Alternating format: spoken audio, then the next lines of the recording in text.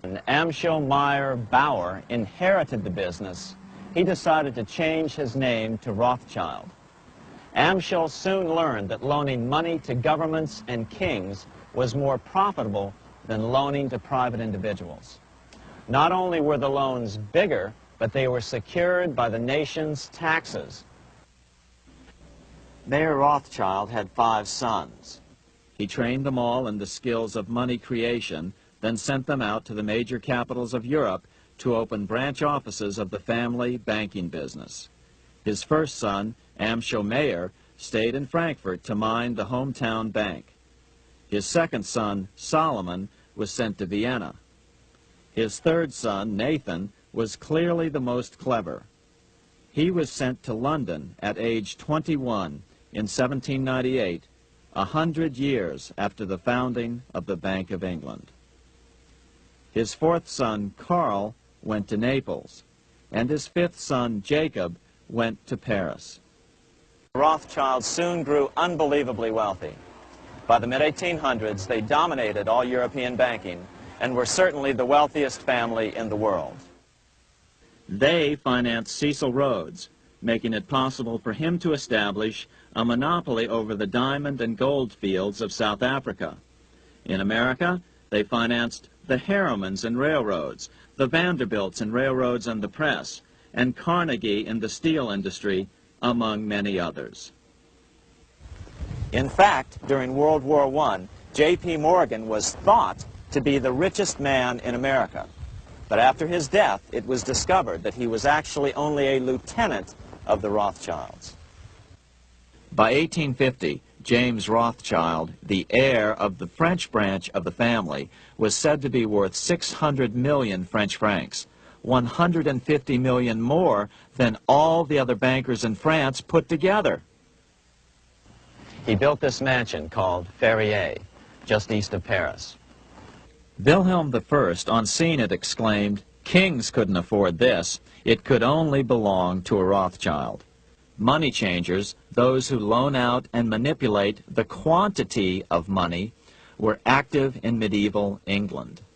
In fact, they were so active that acting together, they could manipulate the entire English economy. These were not bankers per se. The money changers generally were the goldsmiths. They were the first bankers because they started keeping other people's gold for safekeeping in their vaults. The first paper money was merely a receipt for gold left at the goldsmith. Paper money caught on because it was more convenient than carrying around a lot of heavy gold and silver coins. Eventually, goldsmiths noticed that only a small fraction of the depositors ever came in and demanded their gold at any one time. Goldsmiths started cheating on the system.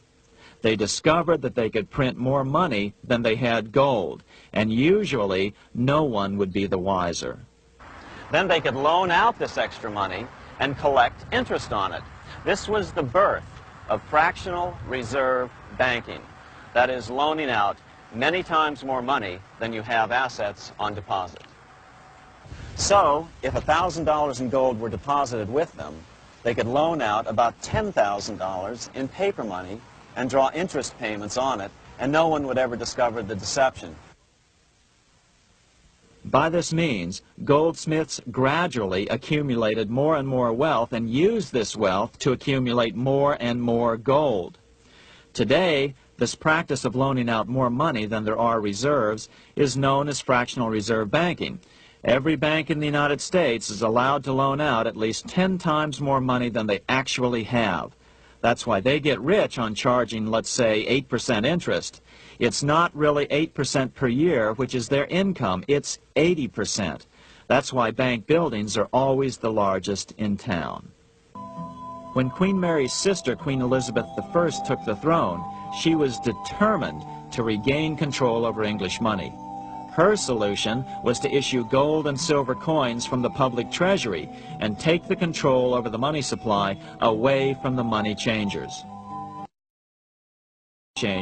Oliver Cromwell finally overthrew King Charles, purged the Parliament, and put the king to death. The money changers were immediately allowed to consolidate their financial power. The result was that for the next 50 years, the money changers plunged Great Britain into a series of costly wars. They took over a square mile of property in the center of London, known as the City of London. This area today is still known as one of the 3 predominant financial centers of the world. By the end of the 1600s, England was in financial ruin. 50 years of more or less continuous wars with France and Holland had exhausted her. Frantic government officials met with the money changers to beg for the loans necessary to pursue their political purposes. The price was high. A government-sanctioned, privately owned bank which could issue money created out of nothing. It was to be the modern world's first privately owned central bank, the Bank of England. Although it was deceptively called the Bank of England to make the general population think it was part of the government, it was not. Like any other private corporation, the Bank of England sold shares to get started. The investors, whose names were never revealed, were supposed to put up £1.25 million British pounds in gold coin to buy their shares in the bank. The bank was duly chartered in 1694 and started out in the business of loaning out several times the money it supposedly had in reserves, all at interest. In exchange, the new bank would loan British politicians as much of the new currency as they wanted, as long as they secured the debt by direct taxation of the British people. So, legalization of the Bank of England amounted to nothing less than legal counterfeiting of a national currency for private gain. Unfortunately, nearly every nation now has a privately controlled central bank using the Bank of England as the basic model. Such is the power of these central banks that they soon take total control over a nation's economy. It soon amounts to nothing but a plutocracy, ruled by the rich. The central bank scam is really a hidden tax. The nation sells bonds to the central bank to pay for things it does not have the political will to raise taxes to pay for. But the bonds are purchased with money the central bank creates out of nothing. More money in circulation makes your money worth less. The government gets as much money as it needs, and the people pay for it in inflation. The beauty of the plan is that not one person in 1,000 can figure it out because it's usually hidden behind complex-sounding economics gibberish. In 1790, less than 3 years after the Constitution had been signed, the money changers struck again. The newly appointed first Secretary of the Treasury, Alexander Hamilton, proposed a bill to the Congress calling for a new, privately owned central bank. Coincidentally, that was the very year that Amschel Rothschild made his pronouncement from his flagship bank in Frankfurt. Let me issue and control a nation's money, and I care not who writes the laws. After a year of intense debate, in 1791, Congress passed the bill and gave it a 20-year charter. The new bank was to be called the First Bank of the United States, or BUS. The bank was given a monopoly on printing U.S. currency, even though 80% of its stock would be held by private investors. The other 20% would be purchased by the U.S. government. Like the Bank of England, the name of the Bank of the United States was deliberately chosen to hide the fact that it was privately controlled. And like the Bank of England, the names of the investors in the bank were never revealed. Many years later, it was a common saying that the Rothschilds were the power behind the old Bank of the United States.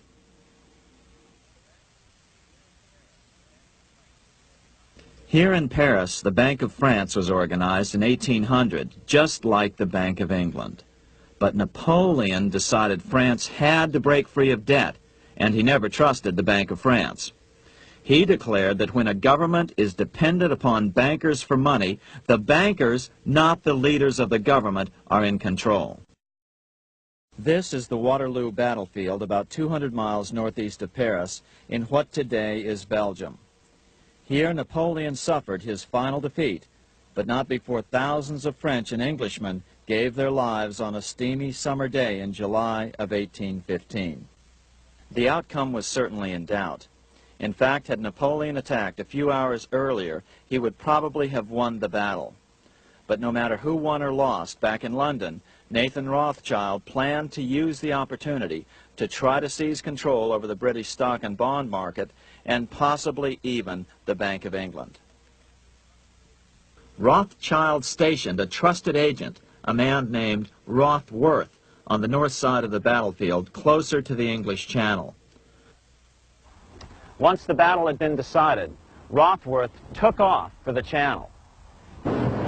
He delivered the news to Nathan Rothschild a full 24 hours before Wellington's own courier.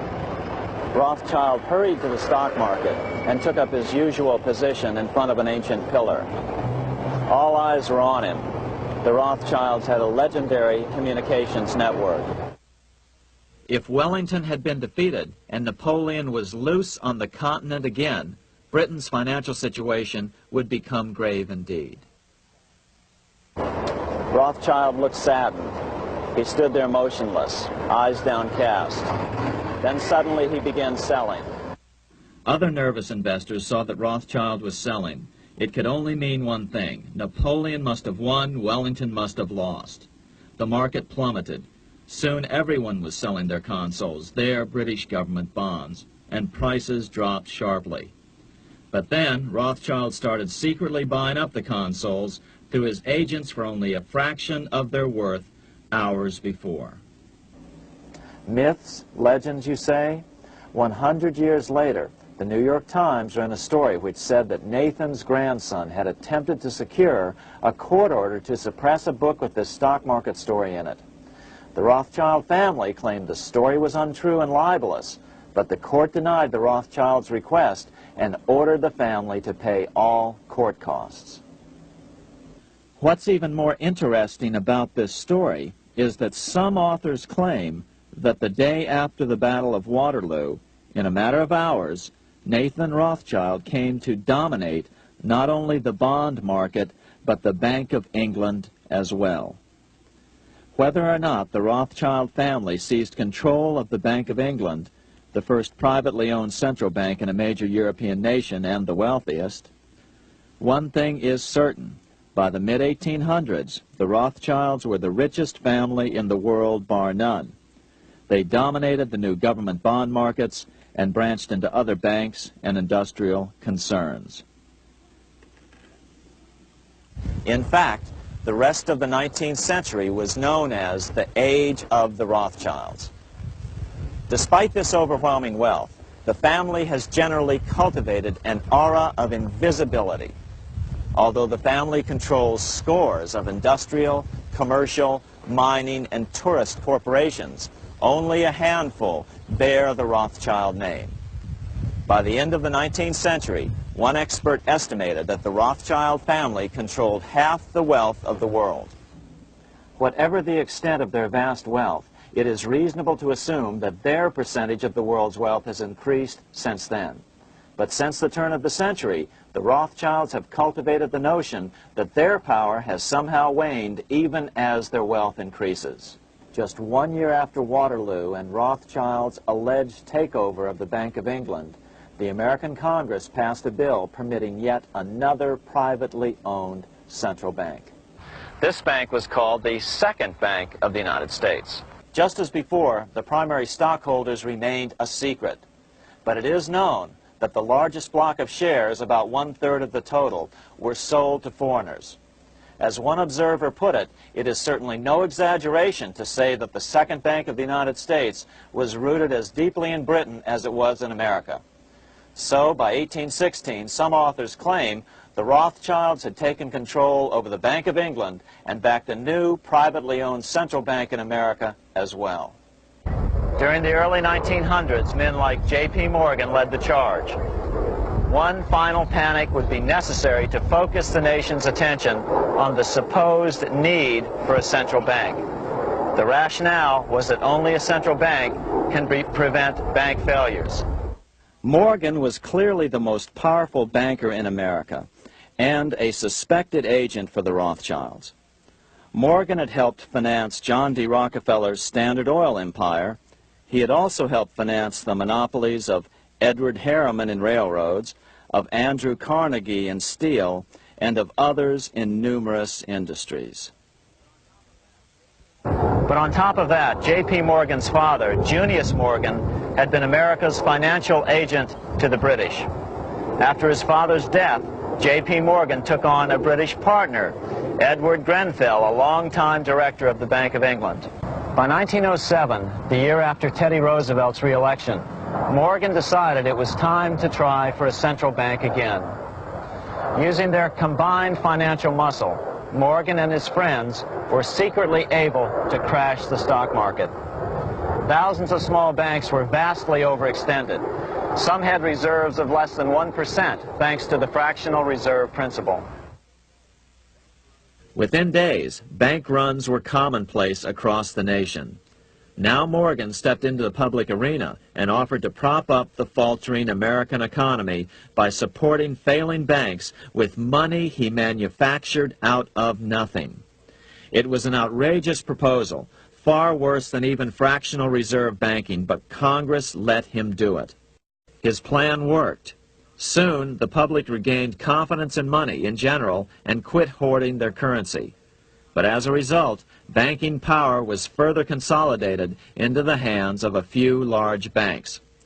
By 1908, the panic was over, and Morgan was hailed as a hero by the president of Princeton University, a man by the name of Woodrow Wilson. The money changers had been able to create a series of booms and busts. The purpose was not only to fleece the American public of their property, but to later claim that the banking system was basically so unstable that it had to be consolidated into a central bank once again.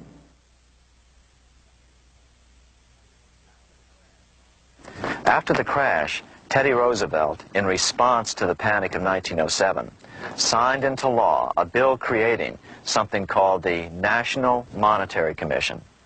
Of course, the commission was packed with Morgan's friends and cronies. The chairman was a man named Senator Nelson Aldrich from Rhode Island. Aldrich represented the Newport, Rhode Island homes of America's richest banking families. His daughter married John D. Rockefeller, Jr., and together they had 5 sons: John, Nelson, who would become vice president in 1974, Lawrence, Winthrop, and David, the head of the Council on Foreign Relations and former chairman of Chase Manhattan Bank.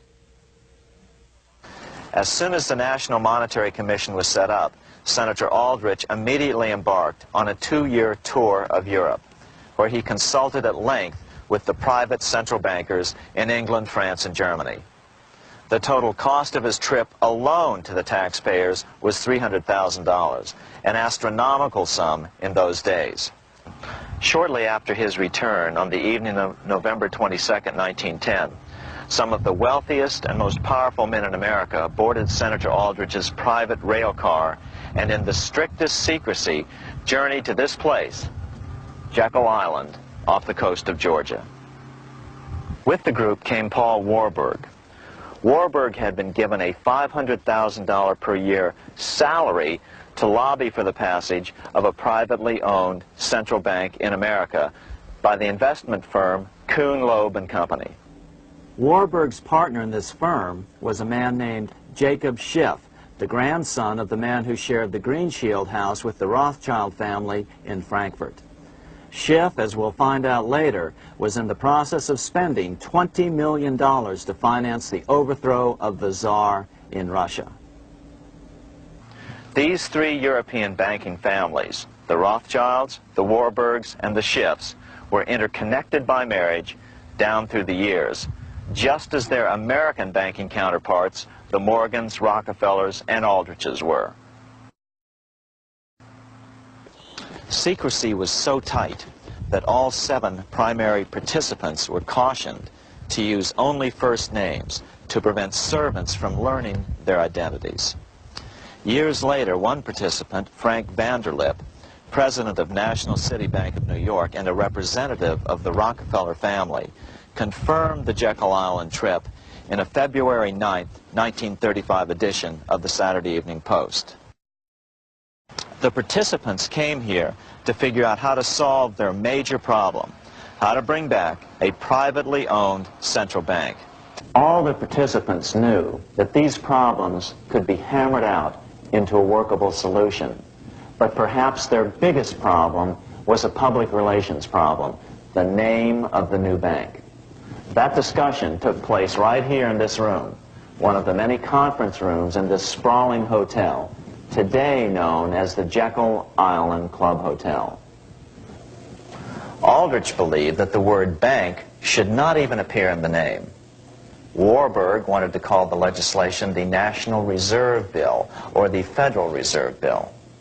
The idea here was to give the impression that the purpose of the new central bank was to stop bank runs, but also to conceal its monopoly character.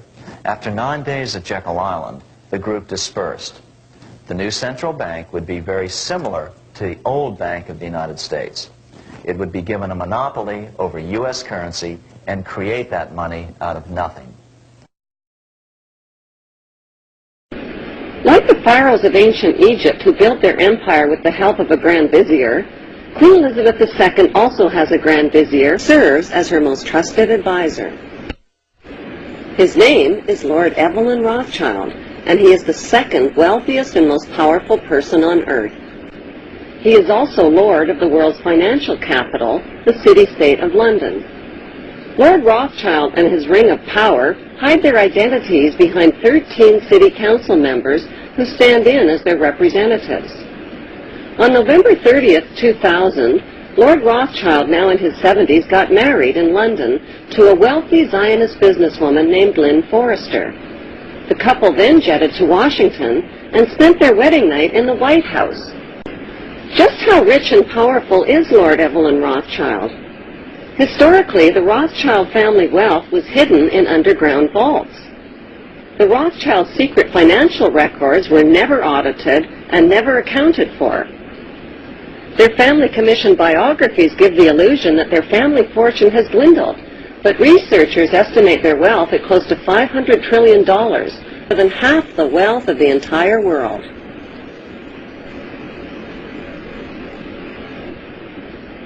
Besides their many castles, palace mansions, wineries, racehorses, and exotic resorts, the Rothschilds bought Reuters in the 1800s.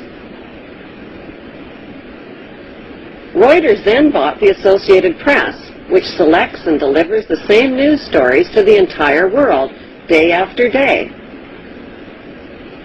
They have controlling interest in 3 major television networks and easily avoid media attention since they own it.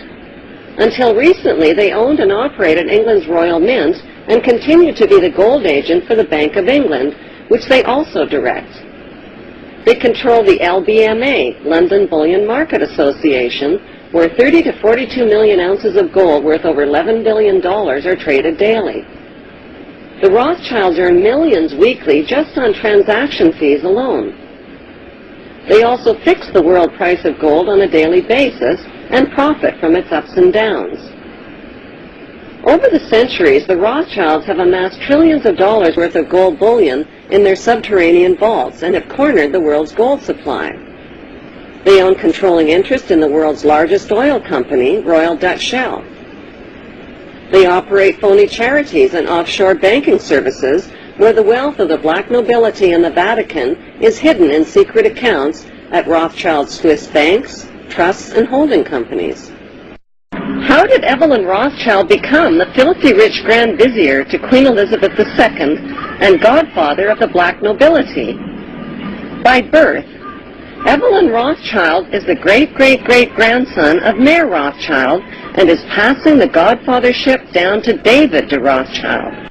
Although Evelyn Rothschild looks like a harmless gray-haired old man, make no mistake about it, Rothschild and his ancestors have handpicked presidents, crashed stock markets, bankrupted nations, orchestrated wars, and sponsored the mass murder and impoverishment of millions. The wealth hoarded by this one family alone could feed, clothe, and shelter every human being on earth.